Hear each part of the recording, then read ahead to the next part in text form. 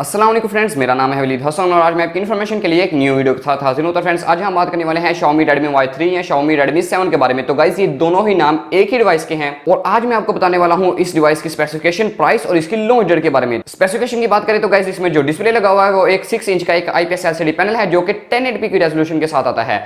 तो गाइस, ये एक यू शेप की वाटरड्रॉप नॉच के साथ आता है जिसे Xiaomi डॉट नॉच का नाम देता है। तो गाइस, इसकी मेन हाईलाइट की बात की जाए जो कि इसका फ्रंट कैमरा है वो एक 32 मेगापिक्सल का सेंसर है जो कि हमें काफी डिटेल्ड इमेज प्रोवाइड करेगा। तो देखना ये होगा कि हमें वीडियो क्वालिटी भी कैसी प्रोवाइड करता है। मेन कैमरास की बात की जाए तो गाइस, इसमें हमें ड्यूल कैमरा सेटअप मिलता है जिसके कैमरास में एक हमें 13 मेगापिक्सल का सेंसर मिलता है और साथ में 2 मेगापिक्सल का एक डेप्थ सेंसर मिलता है। फिंगरप्रिंट की बात की जाए तो गाइस, इसके मेन कैमरास के साथ ही वो हमें इसकी बैक साइड पर मिलने वाला है। प्रोसेसर की बात की जाए तो गाइस, इसमें जो हमें प्रोसेसर मिलता है वो है क्वालकॉम स्नैपड्रैगन का 632 का चिपसेट जो कि थोड़ा पुराना हो चुका है आज की डेट के लिहाज से। अगर इस डिवाइस की बैटरी की बात की जाए तो गाइस, इसमें हमें 4000 mAh की बैटरी मिलेगी जो कि Xiaomi ने खुद कंफर्म कर दिया है। स्टोरेज की बात की जाए तो गाइस, इसमें हमें 3GB 32GB और 4GB और 64GB की ऑप्शन देखने को मिलेगी।